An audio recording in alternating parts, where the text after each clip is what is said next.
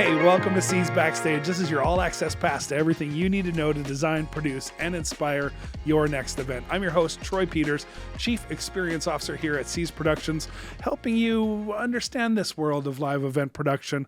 Remember to subscribe to our podcast at cspro.com/backstage or wherever you find your favorite podcasts. We're on every platform now. On today's episode, we have Ben Palmer. Ben's joining us from Expressive Structures. Expressive Structures provides scenic backdrop solutions for meetings, events, trade shows, using modular systems to help your clients and our clients, honestly, solve design challenges that they might find difficult or frustrating. Ben, welcome to the show.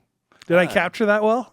You got it right on point. All right. Thanks for having me. Fantastic. Well, let's start this easy. Let's start with, how did you get into the business? Well, I have a theater background, so I actually started in lighting design and actually got a degree in lighting design just because that's where I spent all my time, was the theater. Okay. And maybe a couple of years out of school, discovered corporate, and then I stumbled into Scenic, and I just switched over. And it's a reason most of our scenic designs are geared towards looking good with the lighting, with the video. So we have seamless integration across all those departments. I think that comes from my lighting background.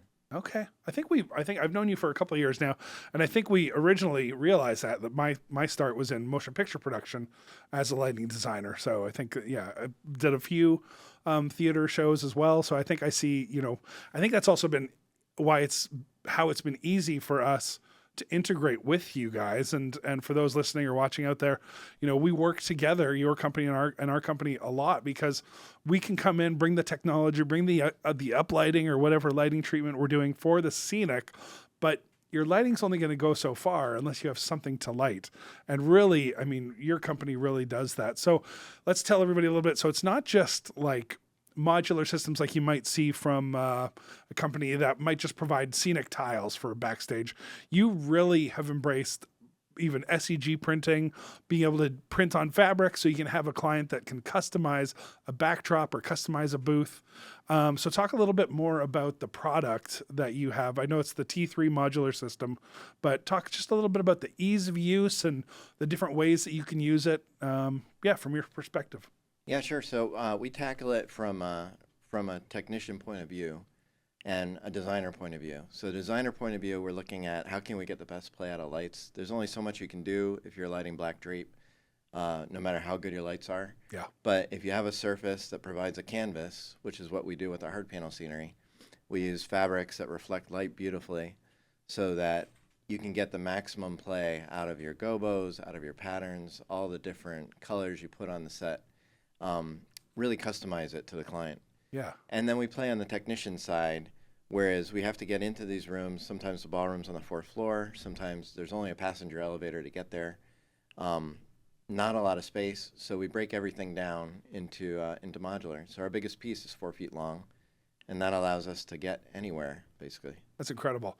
I remember one of the first booths that you helped us help C's production support, and it was a trade show booth. It was a 10-foot for a 10-foot booth that we were doing at a trade show, and it was just simple SEG fabric printed. We hung a monitor in the middle of it, but everything that we took to that trade show was in a duffel bag, and I couldn't believe it. How easy it was for a 10-foot 10x10 booth. Yep. It was all just in a duffel bag and then a cart with our monitor in it. That was the biggest piece that we had with us, was that. So you're absolutely right.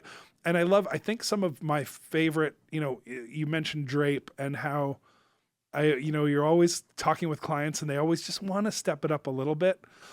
And the quickest, easiest way to get your event out of the 90s, out of the 20th century is to just get rid of that drape. And sometimes we'll have some clients, and the next question I want to talk about is just like, a lot of clients will ask budget. Drape is a pretty known figure. We know how much that's going to cost.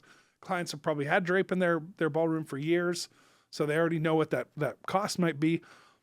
How do you guide a client to realize that, it's not that much more of an investment, or how can they see that as an investment going forward to make their event, like I said, bring it into the 21st century and really make it look like something fantastic? It's all perspective. So if you're shopping for LED walls and that's what you've been using, and you don't have time to develop the content, or for other reasons, you decide they're just doing PowerPoint slides. There's no reason to have LED wall. Right. If you're coming to us from that point of view, we look great. It's a beautiful, beautiful price, beautiful look. If you're coming from pipe and drape, it's going to be a reach. Yeah. You're going to have to allocate more budget to make that leap. And what we do is we try and focus our client on the stage.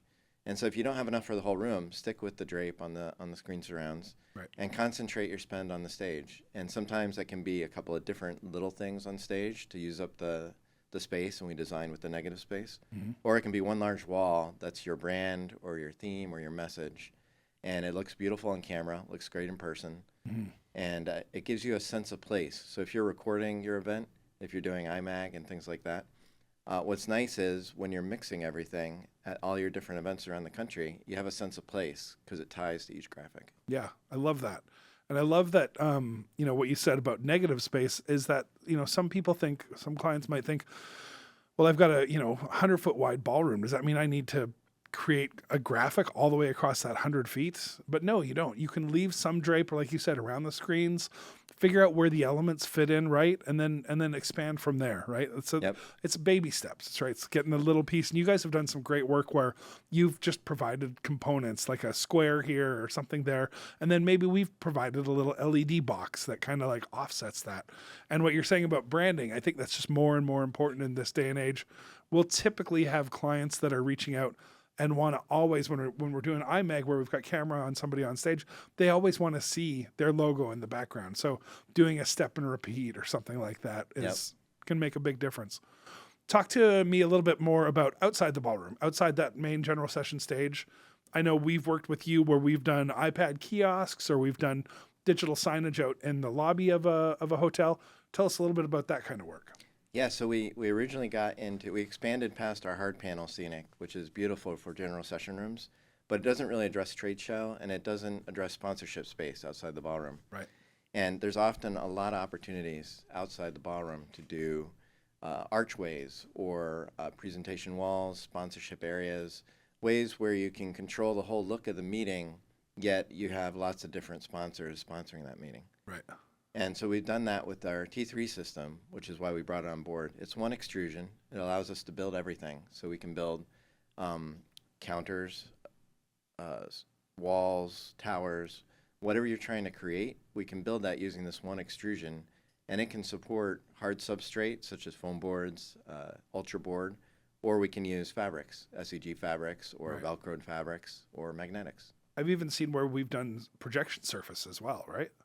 Yeah, we often do front projection surfaces with it. So if you need a unique shape, something with angles, perhaps a curved element, we can do that. Put a non-printed SEG on there, and with the quality of the projectors that you carry, you get a beautiful image.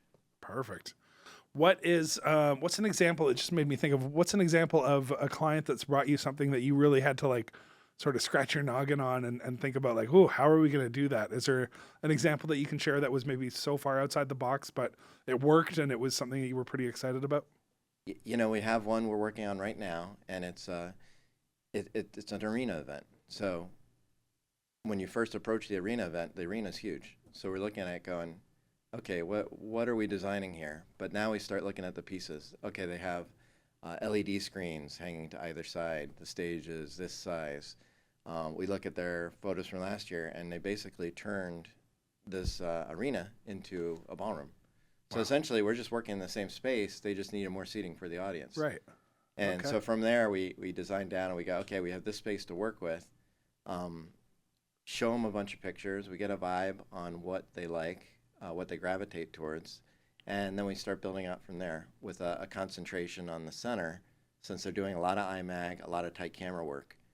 So we're making sure the Scenic really pops for the tight shots, Right. but also works for the live audience. I love it. Talk to me a little bit more about sort of just hearing that, listening to like your product is not, so many people look at that main stage and look at, any sort of installation as a pretty two-dimensional approach, like upstage, downstage, a line of drape or Scenic or whatever it is, screens are flat. But we love when we get clients that can really picture a three-dimensional world where we do one screen behind another screen and some scenic up front and scenic in the back. Talk to me a little bit. Your product is so versatile that it can be, you can build a cube out of it and see all four sides or all six sides, five. I guess one's always on the ground or something, but that's something else you can provide, right? Like I mean, even just registration counters. I've seen you provide some registration counters built out of this product as well, right? Yeah, and there's different ways we can approach it. We can pre-build the ribs so that we're just taking the ribs out of a box and putting the cross beams in, Right. and then we apply the hard substrates and you have your counter. Or we can ship it all in a stick formation so we can fit everything in a box. So for example, we did a 16 tall by 48 wide piece of Scenic. It had acrylic columns on either side. Those acrylic columns fit in one case, and then the other case had the three flats, which were all 16 feet tall. One was 12 feet wide, a couple were 10 feet wide, and that was applied with a seamless fabric.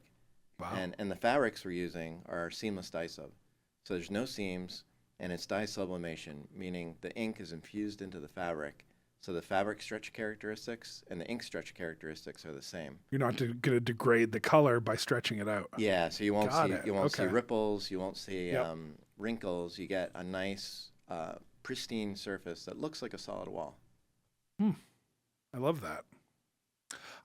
Let's talk a little bit about the approach to a project. So if you get a client that reaches out, say, a perfect example is, we had something I think recently where we have a client, we're doing a big LED wall upstage, but they want to do a bunch of like workstations across the front of the stage, and you're going to build this SEG wrapped piece around it. But talk a bit about your approach to a project and how you work with other vendors, whether it's in-house or a company like ours, an audiovisual company, or a scenic company, whatever. A lot of times we work together with other companies that might do similar things to we do. Talk a little bit about your approach and how you start putting a project together. Well, we love collaborating with folks. So normally a project's been in development for quite some time by the time it comes to us. So there's already set budget amounts for different things. There's set ideas. They may have approved a designer's concept, but they don't have any build drawings or any concept on how they're going to achieve that. Right. And so we look at what that is. The rules of gravity never change, so we Right. work with that. Yep. Is it on stage? Is it not on stage, like you said? What's the function? How's it used? And if it's a larger wall, we're looking at, is there IMAG? Is there a projection? How big is the projection screens? How many of them are there? How tall are presenters so we know where those logos need to be? Right. Yeah. Are we sitting on the floor or are we sitting on the deck? Because that will change Got it. where we're putting our designs. Okay. And we try and lock in those details. But, of course, the killer is always budget. Yeah. And no one wants to share their budget right out the gate. Right. Oh, yeah, so I like to say for $3,000, that gets you empty truck and two guys. That sets budget expectations. Right. So when you're dealing with scenery, it's going to cost some money, but there's a lot of savings here. And when we're working with modular, the savings comes if you're purchasing it and you have, say, 3, 4, 5 events, there's definitely savings to be had. If you're just renting, you can still save because the prints can be folded up, stored for a year, used the following year, so long as you don't put the date Don't put the on your date. prints. Oh, Don't so put the many date on your times. prints, please, Yeah. people. That's awesome. So let's continue down that conversation about budgets and just kind of like helping people understand how to ratify some of the things like labor, and how do you work with labor? What do you guys provide the labor? Do you usually lean on the AV company that might have some stagehands and you just like, here's what it takes to put this together, allocate this many hours, man hours, and the guys figure it out? How does that work? What's the best approach? So we do both turnkey solutions, and then we also do hybrid solutions where maybe we send a scenic lead to oversee the install, and we train the crew on how to take it down. And Okay. so we're just there for 3 days rather than the whole length of show. Other times, we just provide the step-by-step directions. We provide phone support for the time of install, and we can talk people through any problems they encounter. Okay. And with our T3 system, it's no tools. So it's twist, lock, connect. Yep. It's very straightforward. All the parts are labeled. It's easier than IKEA, I like to say. I Easier call than it Legos for live events. Right. It's like a giant Yeah. erector set, Yeah, absolutely. and that's it's super easy. All the pieces are just different lengths. They're all marked, and you take them out of the box. You put them together, and that creates your structure to support the print, support the other elements such as shelves, monitors. I'm a sales guy, and I've put it together 2 or 3 times, and you're right. It is so easy, and it is just like an erector set. I actually love how they like slide together, and you just twist them, and it just feels very natural. It's very satisfying. It is very satisfying. Yes, yeah. How about shipping? Talking about more costs, shipping, and any other like hidden costs, things that a client really should be aware of before they go down this path. Now, believe it or not, people are still doing traditional hard sets made out of wood and other materials and then throwing them away after use. That's still going on. It's not great for a lot of reasons. Primarily expense. Also not good for if you're trying to meet green quotas. Yep. But for expense, it's really not worth it. By using modular, at the end of the event, about 90% of that set that you're using can be reconfigured and become something else. The other thing is the amount of labor you need. When you're bringing in a hard set, you're bringing in a whole semi. Right. And you're going to need a team of 6 to 15 folks to set that up. With our stuff, we can have one person come in and set up a 10-foot by 32-foot wall, or we can send in a crew of 2 to set up something a little larger. Yeah. If it's fast and you need speed, we'll double up our crew to 4. But generally, with 2 people, we can do most of our Scenic installs. And I love too, you are helping us with another client that wants to use this product in their studio, a sort of broadcast studio. And just the fact that you can pop out the fabric, pop in a different graphic so that they can have maybe a different sponsor that piece of it. When you think about a general session stage, you could do that too. The structure's built. Maybe you're just popping out part of the panel and putting up a different graphic for day 2, which maybe the day 2 is sponsored by Expressive Structures. Day 1's sponsored by C's Productions, right? So it's just a removal and put that thing. I mean, we're talking minutes to do something like that. And it's just visually, it's such a change when your audience comes in that next day. Oh yeah, it's the way the audience feels when they come into a room that's pipe and drape versus a room that has some sort of scenic elements, whether it's just behind the stage or all the way across. It accents the lighting. The lighting has more punch. They feel the difference. They feel it inside. They want to take videos. They want to take a picture up by the set. They're going to show that on their LinkedIn. They're going to say, hey, I'm excited to be here. You're going to get real audience engagement. It's that real sense of place, like you said right off the top. Yeah. Yeah, sense of place for and sure. That's ultimately what we want when we get together. We want people to get together, have a good time, feel like they're part of something special, feel like the community values them, that they're thought of, taken care of. Yeah, beautiful. Let's talk a little bit about the sweet spot. What's your this is the perfect size event, perfect client. What does that look like?